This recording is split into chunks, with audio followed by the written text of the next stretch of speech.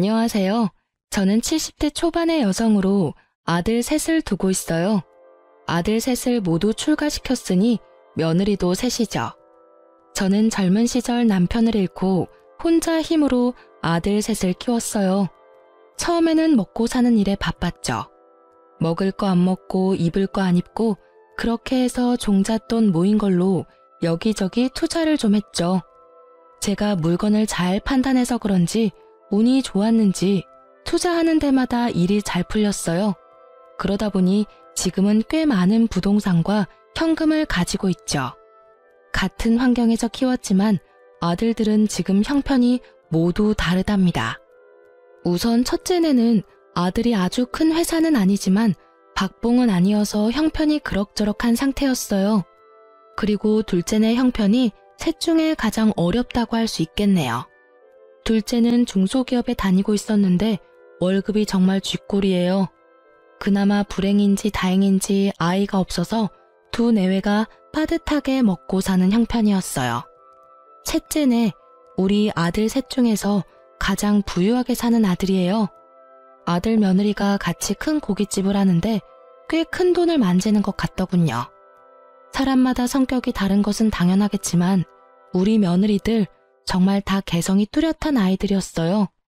우선 맏며느리는 제가 보기엔 정말 맏며느리다웠답니다.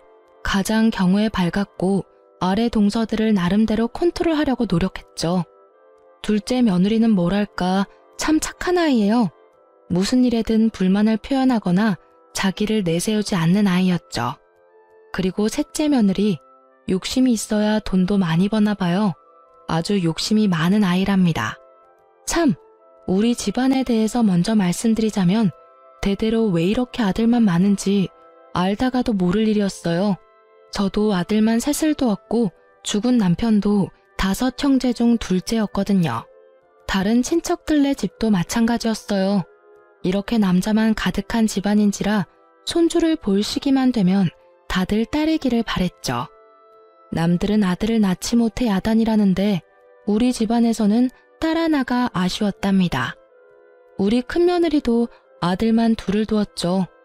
저도 손주 둘 중에 하나만이라도 손녀였으면 얼마나 좋았을까 싶었답니다. 사정이 이렇다 보니 며느리들이 참 딸 같고 예쁘기도 해서 저는 며느리들에게 그렇게 엄격한 시어머니는 아니었어요. 그저 모든 것을 며느리들이 알아서 하게 두었고 슬쩍슬쩍 하는 짓들을 보고 있는 정도였죠. 며느리들은 모두 혼자 사는 저에게 마음을 많이 써주더라고요. 그런데 그 중에서도 유난히 신경 써주는 아이는 바로 셋째였어요. 셋째는 집에 제사나 명절 등 행사가 있을 때 와서는 다른 두 며느리처럼 열심히 일에 매달리는 것이 아니라 저한테 매달리다시피 하면서 입안에 혀처럼 구는 것이었죠. 어머니, 이거 옆에 두고 하루에 하나씩 꼭 드세요.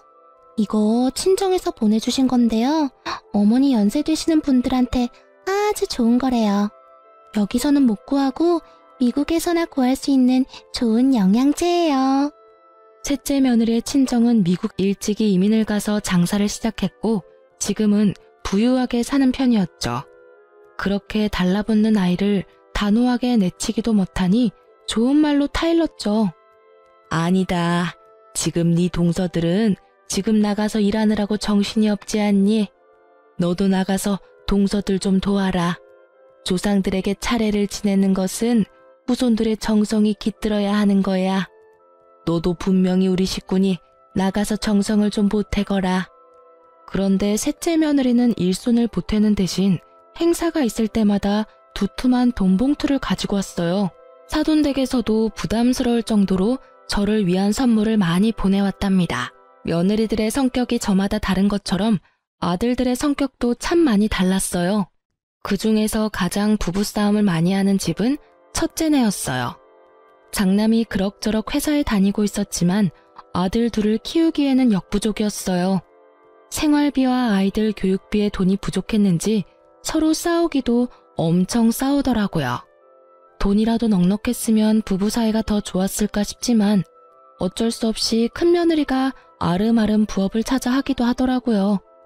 그러면서도 이 아이들은 저에게 경제적으로 기대거나 도움을 바라지는 않았어요. 마음에도 없는 효도를 하면서 제 재산을 미리 나눠달라는 얘기도 일절하지 않았답니다. 딱한 사정을 알게 되고는 제가 몇 번이나 도와주려고 했는데 첫째라 책임감이 남다른 우리 장남이 지금은 괜찮다며 나중에 더 힘들 때 도와달라며 좋게 거절하더라고요. 첫째 애들은 많이 다투는 소리가 들리지만 반대로 둘째네는 아직 아이가 없어서 그런지 부부싸움도 한 번 안 하고 둘이 알콩달콩한 결혼 생활을 즐기더라고요.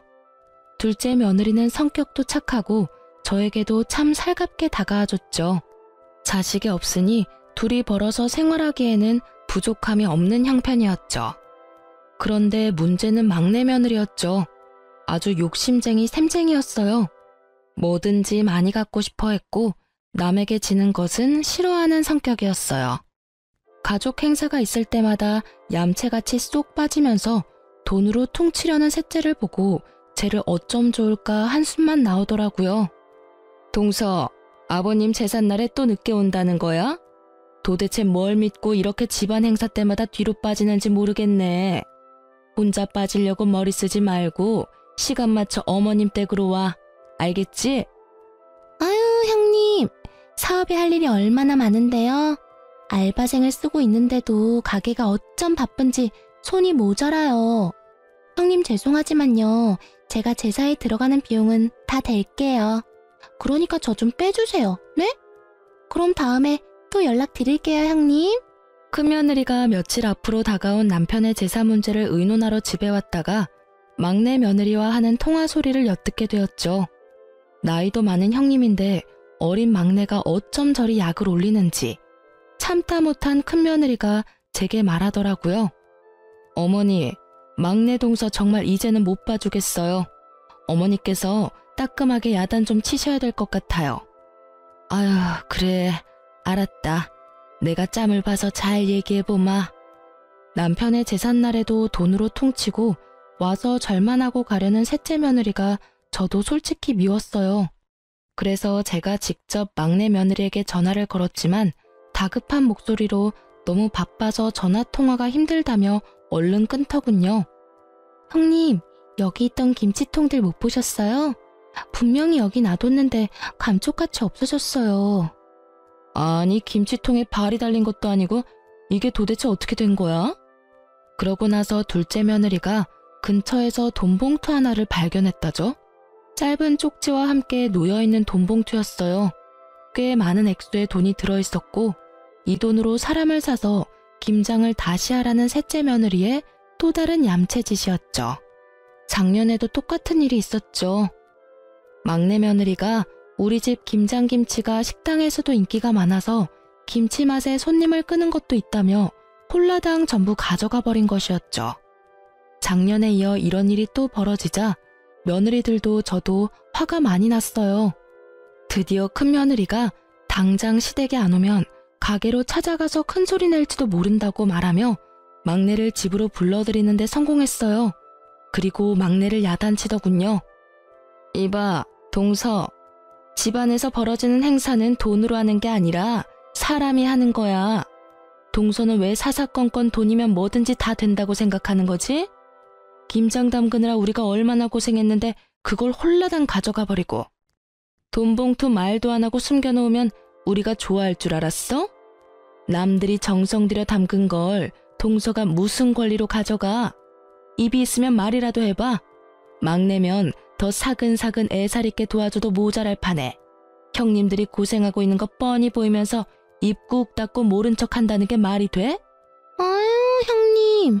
화난 이유는 알겠는데 사람 사서 김장해봤는데 여기 이 집에서 담근 맛이 안 나잖아요. 식당에 김치 때문에 오는 손님들도 많거든요. 그러니까 제 사정 좀 봐주세요. 네? 옆에서 듣던 저도 기가 다 막히더라고요. 정말 그냥 넘어가기가 힘들었어요. 예, 셋째야. 김장 같이 담그는 거 한 해 두 해 된 일도 아니고 그 김치 맛을 원하면 네가 직접 와서 배울 생각을 해야지. 우리가 식구들은 많지만 다 모일 시간이 그렇게 많지 않잖니. 다 같이 모여서 사는 얘기도 하고 천천히 김치도 담그자는 얘기다. 그런데 막내만 보란 듯이 툭 빠지면 시작하기도 전에 사기가 떨어지지 않니? 네 형님 말 잘 새겨 듣고 다음부턴 김장도 직접 와서 배우고 가거라. 알겠니? 셋째는 이런 제 말에도 비용은 얼마든지 넉넉하게 될 테니 식당에서 쓸 김치까지 우리더러 담가달라는 것이었죠. 그러고는 한다는 이야기가 사람을 움직이는 것은 결국 돈이라나요? 제가 세상 일이 그렇게 돈으로만 굴러가지 않는다고 그 생각을 버리지 않으면 언젠가 발등을 찌를 수 있다고 타일렀어요. 둘째도 셋째를 야단치면서 앞으로 이런 짓을 또 한다면 동서들 사이에서 따돌림을 당할 것이라고 경고했죠. 그랬더니 셋째가 코웃음을 치더군요. 그런데 이런 며느리들끼리의 다툼이 아들들에게도 말거리가 되었나 봐요. 우리 집사람하고 근재수 씨는 제사다 차례다 해서 그때마다 며칠씩 고생을 하는데 왜 막내 재수 씨는 그때마다 안 보이니? 똑같은 며느리인데 왜 두 사람은 죽어라 고생하고 한 사람은 보이지도 않느냔 말이다. 오죽하면 이런 말이 내 귀에까지 들어오더라. 돈 봉투 놓고 사라지거나 엄마 옆에나 딱 붙어서 아부하는 거 이제 하지 말라고. 네가 재수 씨한테 잘 말해. 그러게 말이다. 너희 지난번 설에도 집에 돈만 보내고 둘이 스키장 간 거 내가 다 안다. 우리가 비록 너처럼 많이 벌지는 못해도 집안 행사 때 쓸 돈은 낼 수 있어. 그 돈 없어서 집안 행사 못 치르지 않는다. 돈만 보내는 게 얼마나 예의 없는 짓인데 재수 씨 때문에 우리 기분이 어떻겠냐? 우리도 빠지고 싶고 놀고 싶지만 집안 행사니까 참고 하는 거야. 막내야, 어린 건 알겠지만 너도 한 집안의 가장이니까 네가 먼저 솔선수범하고 책임감 있게 행동해야 돼. 그래야 재수 씨도 보고 배우지. 아니, 제 와이프가 뭘 그리 잘못했다고 다들 왕따를 시켜요? 그렇게 그런 게 억울하면 형들도 돈 버세요. 돈 벌어서 힘들지 않게 살면 되는 거죠. 그냥 일 안 하는 것도 아니고 충분히 행사 비용 될 만한 돈은 내놓고 빠지는 거잖아요. 저희도 억울한 부분이 분명 있다고요. 각자의 사정이 있는 거잖아요. 고깃집으로 장사 잘 되는 게 얼마나 힘든 건지 아세요, 다들? 하루라도 장사 안 하면 주변 상권에 밀리기 일쑤라고요. 물 들어올 때 노져야 되는데 지금이 물 들어올 때라 절대 빠질 수 없어요. 저흰 형님들과는 다르게 하루하루가 바쁘다고요. 위에 아들 둘도 셋째 아들의 이런 말에 어이가 없는 모양이더군요. 저 역시 평상시에 아이들의 다툼에 그다지 끼어드는 편이 아니었고 셋째 아들에게 제 생각을 이야기해봤자 별 소용이 없겠다는 생각에 그냥 듣고만 있었어요. 그리고 답답해서 잠시 현관문 밖으로 나갔다가 앞집 손녀딸을 보게 되었죠. 명절날이나 다른 행사 때 우리 집은 그야말로 난장판이었어요. 어릴 땐 뛰어다니느라 아랫집에서 시끄럽다고 찾아온 적도 여러 번이었고 이젠 머리가 좀 컸다고 다들 의견 하나 굽히지 못하고 싸우는 모습을 보니 가슴이 답답하더라고요. 이런 형편에 얌전하고 고분고분 인사하는 앞집 손녀딸을 보니 진심으로 앞집이 부럽더군요. 제가 다시 집 안으로 들어와서 아들 셋의 약간 싸늘해진 분위기를 돌릴 겸 해서 지나가는 말로 한마디 했죠. 아이고, 그나저나 앞집 손녀딸을 보니 인형 같더라. 우리 집엔 어떻게 이렇게 시커먼 사내들만 있는지 모르겠다. 손녀딸 하나만 볼 수 있다면 더 이상 바랄 게 없을 텐데. 아휴. 갑자기 조용해지더라고요. 제가 가볍게 내뱉은 말이었지만 아들들에겐 가벼운 말이 아니었나 봐요. 며느리들이 모두 젊기에 아직 얼마든지 더 손주를 볼 수 있는 상황이었거든요. 제 가벼운 말을 가지고 아들 셋이 각자 안 사람들에게 무슨 소리를 했는지 돈 버는 재미에 아이 낳는 것도 미루고 있던 셋째가 드디어 아이를 가지려고 노력한다는 소식이 들렸어요.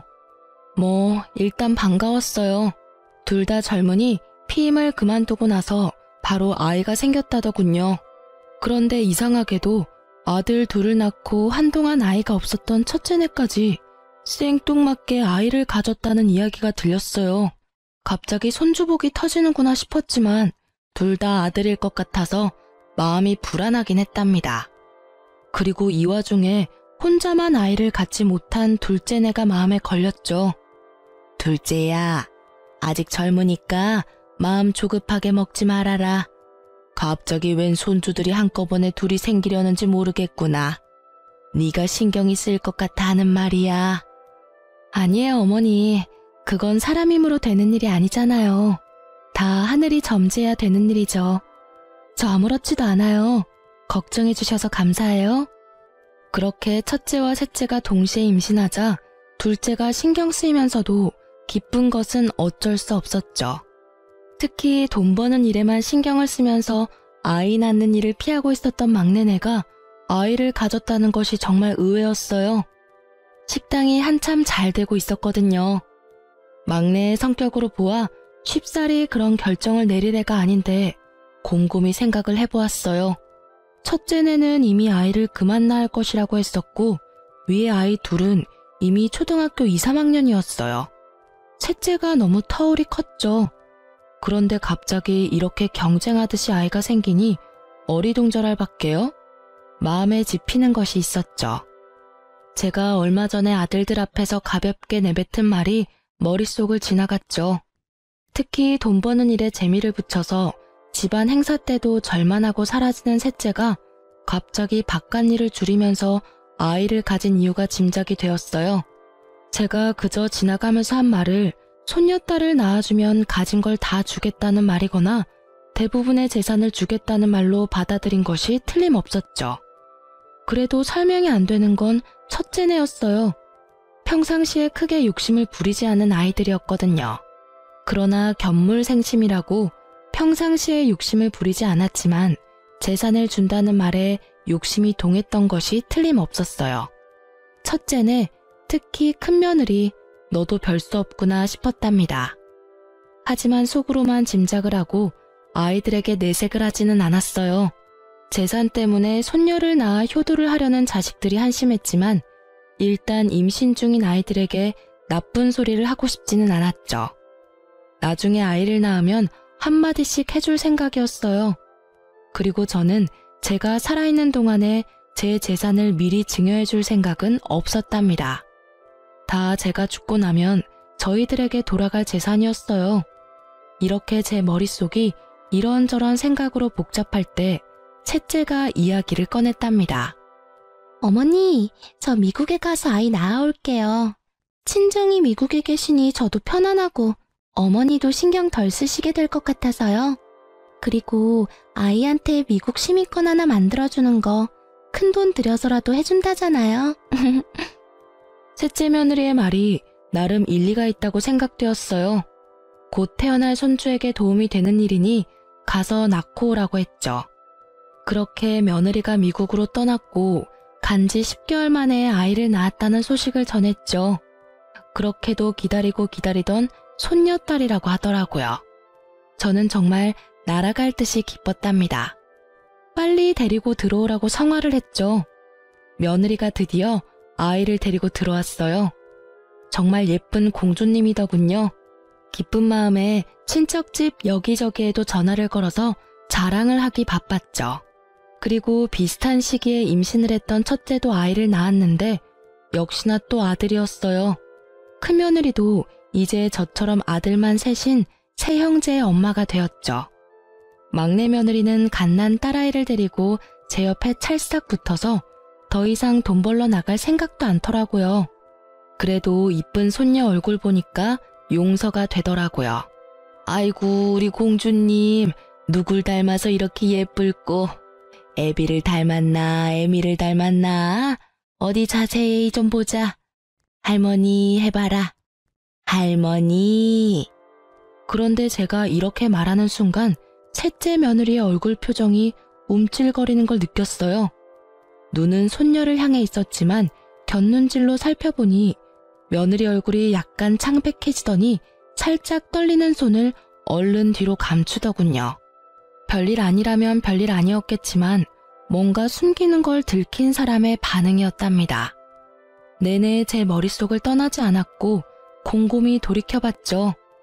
예전 막내가 매번 친정에서만 보살핌을 받길래 타동께 고마워서 몇 번 전화를 했었거든요.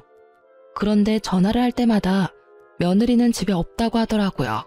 순산을 위해 운동하러 나갔다는 것이었어요. 그리고 제 느낌인지는 모르지만 사돈댁에서는 제 전화를 받는 게 어딘가 불편한 것 같더라고요. 피하는 느낌도 들었지만 그때는 그저 사돈이라는 관계가 어려운 관계니 자주 통화하기 불편해서 그런가 보다 했었죠. 지금 생각하니 사돈의 그 불편하다는 기색도 도가 지나친 것 같았어요. 며칠을 이런저런 생각으로 끙끙 앓고 있다가 가만히만 있어서는 안 되겠다는 생각이 들더군요. 뭔가 이상하다는 생각이 머릿속을 떠나지 않았기에 경찰에 오래 계시다가 퇴임한 제 친정의 사촌 오라버니에게 믿을 만한 곳을 하나 소개받았죠. 우선 며느리의 행적을 캐기로 결정하면서도 제가 며느리의 표정을 잘못 읽은 것이 아닐까, 괜한 일을 하는 것이 아닐까 하는 생각이 저를 착잡하게 만들었어요. 소개받은 곳에서는 우선 아이와 아들의 친자 검사를 의뢰하겠다고 하더군요. TV에서 본 것이지만 요즘은 머리카락, 하다못해 쓰던 칫솔이라도 가져다 주면 친자 관계 검사를 해준다는 것은 들어서 알고 있었어요. 그래서 며느리가 아이를 데리고 왔을 때 아이의 머리카락을 몰래 모아두었죠. 그리고 아들의 머리카락도 어렵게 모았답니다. 그렇게 해서 친자 검사가 진행되었고 결과는 충격적이었어요. 손녀가 우리 아들의 친자 관계가 아니라는 것이었죠. 우선 며느리의 불륜을 의심할 수밖에 없었답니다. 저는 충격에 며칠 동안 식음을 전폐하다가 우선 며느리를 불러 직접 물어봐야겠다고 생각했죠. 아무것도 모르는 막내 내외가 아이를 안고 집으로 들어서더군요. 그런 셋째 앞에 제가 그 검사의 결과지를 내밀었죠. 막내 며느리의 얼굴이 파랗게 질리면서 서 있을 힘도 없는지 그대로 주저앉아 버렸죠. 도대체 왜 이런 일을 저지른 거냐? 막내 너 솔직히 물어보거라. 저 아이가 네가 밖에서 딴짓을 해서 낳은 아이가 맞느냔 말이야. 아들, 너 왜 놀라지 않는 거니? 설마 너도 알고 있는 사실이니? 빨리 말해보거라. 우리 핏줄도 아닌 아이를 왜 네가 키워주려 했냐는 말이다. 어머니, 저 다른 남자 만난 적 없어요. 그 점에선 저 결백해요. 어머니, 그것만은 믿어주세요. 그러면서 털어놓는 며느리의 얘기를 듣고는 더욱 놀라고 말았어요. 이 일을 계획하고 실천에 옮기도록 한 것이 다른 사람이 아닌 아들이라는 것이었죠. 사실을 따져 물었어요. 아들이 아무 말 없이 바닥을 보고 있더군요. 그리고 흥신소에서는 또 새로운 소식을 알려왔어요. 며느리가 임신을 하고 출산을 하기까지 미국에 있었다는 것이 거짓이었다죠. 그 기간 동안에 며느리의 출입국 기록이 없다는 것이었어요. 귀신에 홀린 것 같다는 생각이 들더군요. 여기까지 듣자 눈앞이 캄캄해지면서 다리에 힘이 다 풀렸어요. 그러니까 임신하지도 않은 아이를 임신했다고 했고 당연히 국내에서 출산을 할 수가 없으니 원정 출산을 하겠다고 한 거였어요. 막내 며느리가 국내 어딘가에 아주 교묘하게 숨어버리고 10개월이 지나기를 기다리면서 그 사이에 아이의 입양을 추진한 것이었죠. 그러니까 결국 셋째가 손녀딸이라고 데려온 아이는 입양하라는 결론이었어요. 결국 제가 지나가면서 한 말을 가지고 저희들끼리 오해를 해서 빚어진 참담한 효도 경쟁의 결과였죠. 그러고 보니 비슷한 시기에 맏며느리가 위에 두 아이와 터울도 있는데 갑자기 또 아이를 가졌다는 것도 이상했죠. 과연 우연의 일치일까요? 맏며느리를 우선 불러서 물어보았죠. 저희는 이제 아이를 그만 낳으려고 애들 아빠가 단산 수술을 했었어요. 그런데 갑자기 아이가 생겼어요, 어머니. 이상하긴 했지만 이미 생긴 아이를 어떻게 하겠어요? 이 말도 듣기에 따라서는 며느리가 딴짓을 했구나 싶기도 한 말이었어요. 하지만 이 말을 전혀 아무렇지도 않게 하는 큰며느리에게서 한치의 의심도 느낄 수가 없었죠.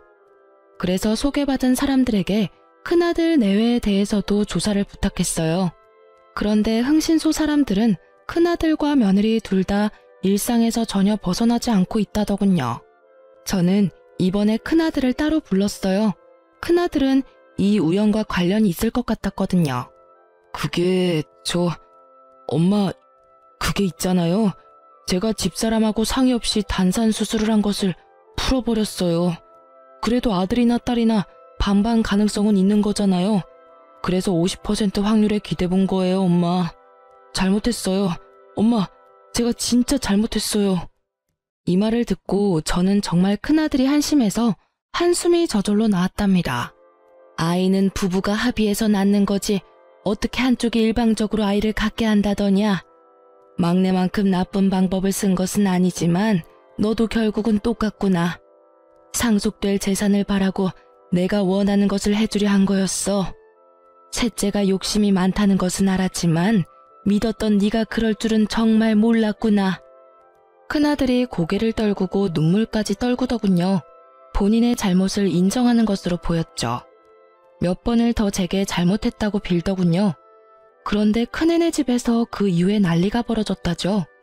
큰며느리가 짐을 싸서 갓난아이만 두고 친정으로 가버렸다는 것이었어요. 어떻게 나하고 의논도 없이 풀어버려요? 자식 하나 키우는 게 화분 하나 들여놓는 것 같이 생각되는 모양인데 어디 당신 혼자 아이들 한번 키워봐요. 나는 이제 모르겠으니까. 지금 처지가 그냥 그렇고 그래서 답답한 마음에 그랬어. 엄마한테도 말했지만 아들, 딸 확률은 반반이잖아. 그래서 그 확률에 좀 기대본 거였다고. 제발 이러지 말고 집으로 가자. 응? 확률?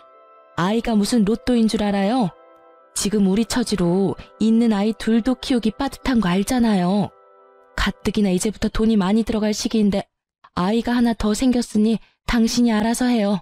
아무튼 당신이 벌인 일이니까 알아서 책임지겠죠. 딸 키우는 것보다는 아들이 돈은 덜 들잖아. 그리고 낳아놓으면 어떻게든 자라기 마련이라고. 이 말 같지 않은 말에 드디어 베개가 날아들었다지요. 도저히 말도 못 알아듣고 사태의 본질을 알지 못하는 아들에게 며느리가 단단히 화가 난 것이었죠.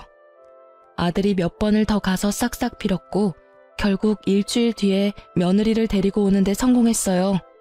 아들 복이 터진 집안에 하나 더 생겼다고 크게 다를 것도 없어요. 당신이 쓸데없는 욕심을 부린 데에 너무 화가 나서 이대로 헤어져 버릴까 생각도 했지만 아이들 생각해서 그냥 넘기기로 했어요. 그 대신 회사 끝나면 밤에 나가서 대리운전이라도 뛰어요.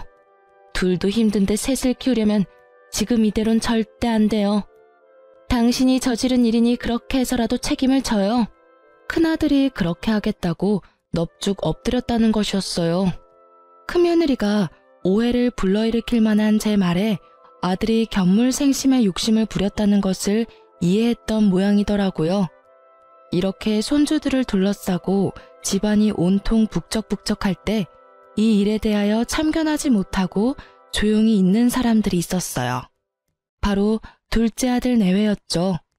그런데 이 손주 파동이 시작될 무렵에 둘째네가 저한테 와서 한 이야기가 있었어요. 그때 둘째 아들과 며느리가 하는 말에 저는 한 번 더 놀랐고 가엾어서 눈물을 흘렸답니다.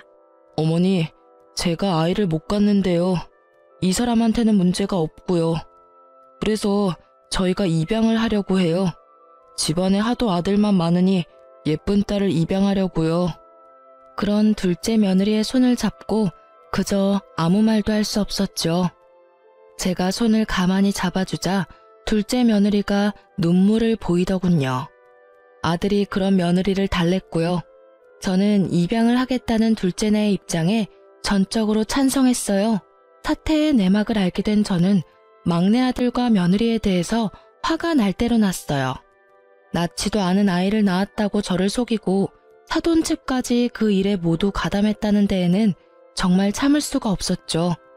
저는 아이들 6을 모두 불러 모았어요. 우선 셋째, 내 말을 잘 들어라. 입양한 아이도 분명히 네 아이다. 입양을 갈 처지가 되었다면 그것은 이미 부모로부터 한번 버림받은 거야. 그 아이를 너희가 데려오지 않았다면 어쩌면 더 좋은 곳으로 가게 됐을지도 모른다. 그 책임은 분명히 너희들이 져라. 그 애를 잘 키우도록 해. 셋째네가 그런데 대답이 없더군요. 제가 재차 아이한테 미안한 것을 알고 잘 키우라고 말해도 대답이 없는 것이었어요. 이렇게 해서 셋째네가 가짜 손녀를 만들어 가지고 왔다는 것이 마지네와 둘째네에게까지 알려지게 되었죠. 하지만 막내 아들은 여전히 뉘우칠 줄 모르고 말하더군요. 형들도 솔직히 말해보세요. 엄마가 가진 재산 다 준다고 했잖아요. 그 말에 혹하지 않을 사람이 누가 있어요?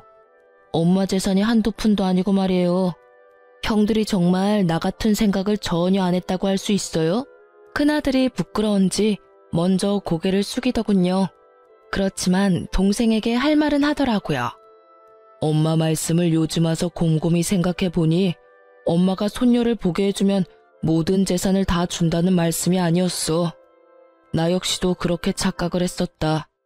그런데 내가 그 생각이 잘못됐다는 걸 어떻게 알았는 줄 아니? 우리 엄마라는 분을 알기 때문이야. 결코 재산을 내걸고 효도를 부추기는 분이 아니라는 말이다. 거기까지 생각이 되니까 내가 정말 미련했구나 싶었다. 그런데 아무리 엄마 마음을 헤아리지 못한다 해도 어떻게 낳지도 않은 아이를 낳았다고 해서 데리고 올 생각을 해. 둘째 아들도 셋째 아들에게 한마디 했죠. 너하고 재주씨가 이런 일까지 벌일 줄은 정말 몰랐다. 너희들은 아이를 가지고 싶으면 피임만 끊으면 되는 사람들이잖아. 우리는 손녀가 아니라 아들만 줄줄이 낳는다고 해도 우리 피를 이은 아이를 가질 수가 없어. 처가에서 나한테 미안해 하셨지만 그건 이 사람이나 처가 잘못이 아니잖아. 그래서 정당하게 입양을 결정했던 거야. 너희들이 정말 자식이 갖고 싶어도 못 갖는 그 심정을 알기나 하냐? 둘째 며느리와 큰아들 내외의 눈시울이 붉어지더군요. 큰며느리는 갓난아들을 안고 있었고 셋째는 어디다 아이를 맡기고 왔는지 아이는 데리고 오지 않았더라고요. 이 순간에 갑자기 제 가슴이 덜컥 내려앉은 것은 왜일까요? 다들 킨 마당에 혹시라도 파양이라도 하지 않을까 덜컥 걱정이 되었죠. 애미가 이미 말했지 않느냐?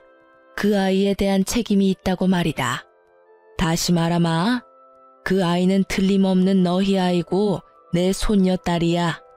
도대체 그 아이가 무슨 죄를 지어서 돌도 되기 전에 2번이나 버림을 받는단 말이냐? 이어서 둘째 며느리도 걱정이 되는 말투로 셋째에게 말하는 것이었죠. 평상시에 입을 잘 열지 않지만 입만 열었다 하면 전곡을 찌르는 둘째였어요. 동서, 만일 이 일이 들키지 않고 동서가 착각한 대로 어머니가 한 재산 떼어주셨다면 동서 그 아이 계속 키웠을 거 아니야. 적어도 어머니가 살아계실 때까지는 그 아이를 키웠겠지. 그치만 그 후에 어머니가 세상에 없으면 물건 버리듯이 가볍게 버릴 생각을 한 거 아니지 설마? 진짜 너네가 사람이야? 짐승도 그렇게 생각 안 해. 제발 내 말이 아니라고 대답해. 어서. 셋째네가 굳이 부정을 하지 않았고 제 가슴에 아주 바위덩이가 올라앉아 버렸죠. 아이를 낳았다고 데려온 지 몇 달, 벌써 돌이 다 되어가고 있는 아이였어요. 아이는 이미 제 마음속에서 의심할 바 없이 제 손녀딸이었답니다. 저는 단호하게 셋째네에게 말했죠. 만일 너희가 저 아이를 파양한다는 나쁜 생각을 한다면 너희는 내 아이들이 아니다. 너넨 이제 다 큰 성인이란 말이다. 자기가 한 일에 대해서는 당연히 책임을 져야 하는 거야. 혹시라도 그 아이를 버리면 내 눈에 흙이 들어가기 전까지 둘 다 내 앞에 나타날 생각은 하지 말아라. 제 품에 안겨 방긋방긋 웃고 있는 손녀딸이 생각나면서 제 눈에도 눈물이 고였죠. 그 아이를 제 품에서 떼어놓다니요. 도저히 못할 일이었어요. 셋째네는 결국은 제가 원하는 답을 주지 않은 채 자리를 떴어요. 그렇게 그날의 가족 모임이 파했고 그렇게 셋째네에게서 본 손녀에 대한 생각으로 마음고생이 심하던 중 둘째네가 예쁜 딸을 입양에 데리고 왔더군요. 까맣고 맑은 눈이 반짝이는 정말 예쁜 손녀딸이었죠. 아이고 예쁘기도 해라. 아가, 얘가 너를 많이 닮은 것 같구나. 눈매하며 인매가 너를 닮았어. 둘째 며느리가 엷은 미소를 짓더군요. 하지만 마냥 기뻐할 수만은 없었어요. 그렇게 둘째네 손녀에 대해서 정을 들이고 있을 무렵 결국은 셋째네가 손녀를 파양할 것이라는 말이 다른 두 며느리를 통해서 제게 들려왔어요. 두 며느리가 설득도 해보고 야단도 쳐보았지만 셋째네가 말을 듣지 않았다죠. 마음에도 없던 아이, 그저 한 재산 차지해보겠다고 입양한 아이였죠. 그러니 쉽게 파양을 결정할 수 있었겠죠. 우선 아이가 가엾어 눈물이 났고 정이 든 손녀딸을 그렇게 보낼 수는 없었답니다. 그런데 어느 날 둘째 며느리가 저를 찾아와서 의외의 말을 하는 것이었죠. 어머니, 지금 많이 힘드시죠? 걱정 마세요. 어머니, 저희가 해결할 수 있을 것 같아요. 그게 무슨 소리냐? 내 말도 안 듣는 셋째네를 너희가 어떻게 해결을 하겠다는 거냐? 둘째 며느리의 트레이드마크인 엷은 미소가 또 얼굴에 번지더군요. 그리고 며칠 후에 저에게 다시 찾아와서 막내 동서와 이야기가 잘 됐다며 상황을 설명하더라고요. 어머니, 그 아이 저희가 입양할게요. 어느 집이나 거의 아이 둘씩은 키우잖아요. 저희가 형편이 빠듯하긴 하지만 애아빠가 투잡을 뛰어서라도 아이들은 키워내겠다고 했어요. 이미 우리 집안 딸인데 어디 딴 데로 보낼 수는 없잖아요. 그리고 우리 아이도 외롭게 혼자 자라는 것보다는 같이 자라는 게 더 좋을 것 같아요. 동서가 쉽게 동의했어요, 어머니. 이 이야기를 듣고 저는 저도 모르게 둘째의 손을 따뜻하게 잡았어요. 밥이 입에 넘어가지 않았던 저는 정말 둘째의 따뜻한 마음 씀씀이가 기특하기 이를 데 없었답니다. 그러나 저는 둘째가 그 아이를 새로 입양하기보다는 여전히 셋째네가 그 아이를 버리지 않기를 더 바랬어요. 하지만 셋째네는 제 기대를 저버리고 말았죠. 네가 결국 못할 짓을 하는구나. 나는 너같이 비인간적인 아들을 낳은 적이 없어. 어릴 때 비록 어렵게 키우면서도 그렇게 가르친 적도 없고. 그건 자기 자식을 버리는 거하고 똑같은 거야. 그걸 도대체 모르겠다는 거냐? 지금 그 갓난쟁이를 바라보는 셋째 며느리의 눈빛은 어디 남의 집 아이를 잠시 데려와서 돌봐주는 것 같았어요. 혹시나 한 번 더 버려질까봐 급한 마음에 일단 제가 데려와서 돌보았고 곧 둘째네가 아이를 데리러 왔어요. 아이를 받아 조심스럽게 품에 안는데 둘째의 따스한 마음이 느껴졌답니다. 두 손녀딸을 나란히 뉘어놓고 바라보았죠. 하마터면 버려질 뻔했던 셋째네 아이가 다시 우리 집 아이가 된 것이 너무나 다행이었고 둘째네에 대한 고마움에 마음이 울컥하더군요.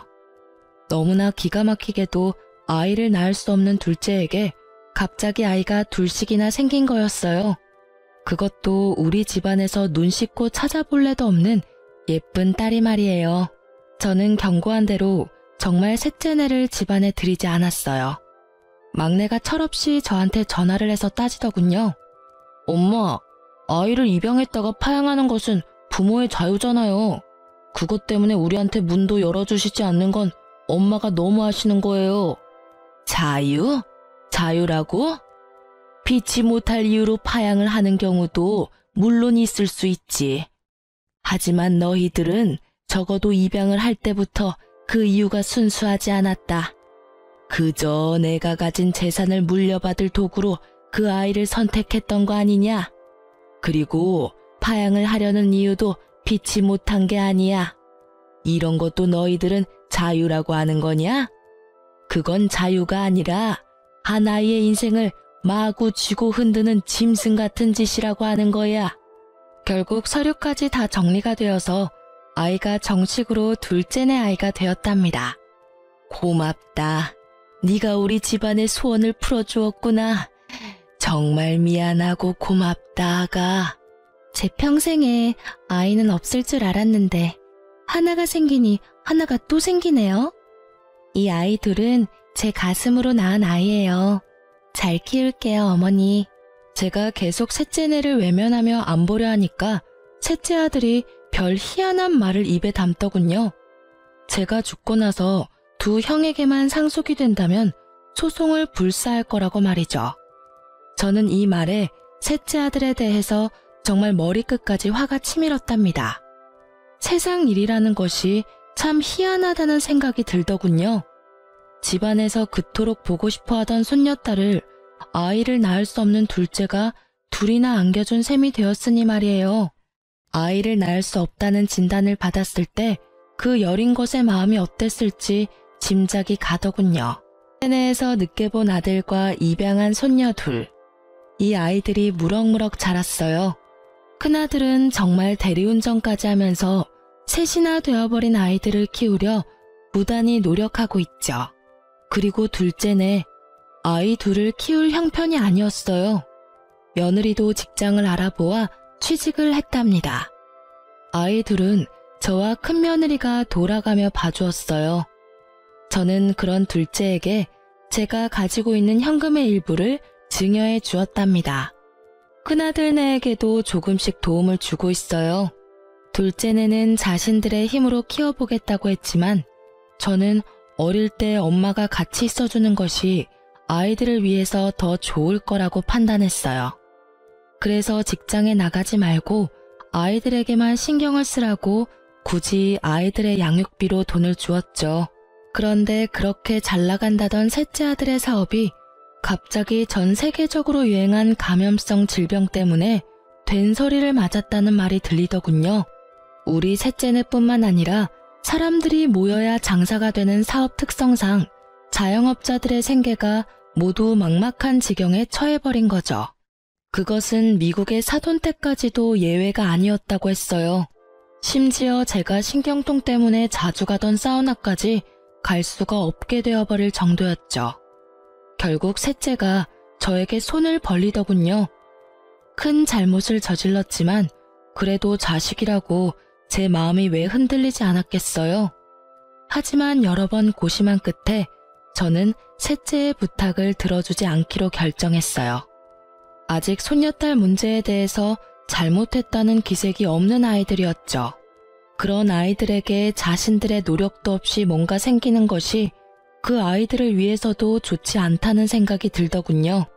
막내가 여러 번 도움을 청했지만 저는 식당 문을 닫고 나중에 포장마차부터 다시 시작하는 것까지 각오하라고 했어요. 그렇게 스스로의 힘으로 다시 일으켜보라고 했죠. 세월은 무심하게 흘러서 새로 태어난 새 손주가 무럭무럭 자랐고 어느덧 초등학교에 입학할 나이가 되었어요. 저도 이제는 팔순을 바라보는 노인네가 되었죠. 자식을 포기한다는 일, 참 어려운 일이더군요. 셋째네를 그렇게 내치고 저는 참 많이 울었어요.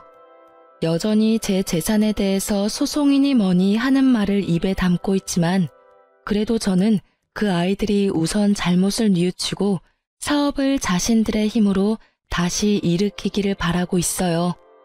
지금까지 제 아들 일이라 정말 창피하지만 가짜 손녀를 만들어서 원정 출산으로 꾸민 철없는 셋째 아들네 이야기를 들려드렸어요.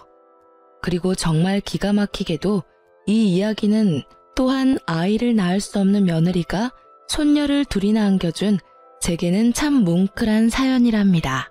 여러분도 오늘 하루 따뜻한 하루 되시길 바랍니다. 긴 글 읽어주셔서 감사합니다.